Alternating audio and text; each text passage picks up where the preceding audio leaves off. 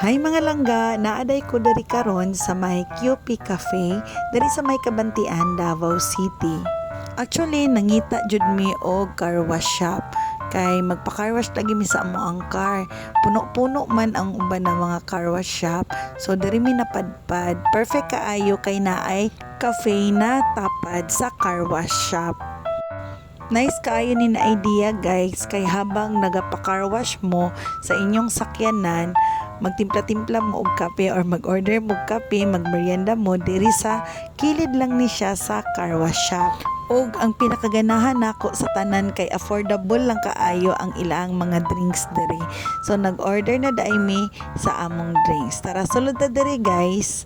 Mo ni ang sulod sa cafe nila, dili kay siya dako pero naay al fresco sa gawas. Kung pwede mo magtambay-tambay dito sa gawas kung gusto niyo og fresh air. Pero daplin siya og kalsada guys. Pwede pud mo mosulod diri sa sulod kay naka-aircon man sila. Mana siya si Madam Auri. Nagsigop-sigop og kape nga dili iya para lang naay ma-video. Niabot na ang among gi-order, ang strawberry og ang sa gani ng color violet, basta mao na siya guys. Guys, bisitahan ninyo, along highway lang ni siya sa Kabantian, Davao City. Og in fairness, lami pud kaayo ang ilahang mga drinks.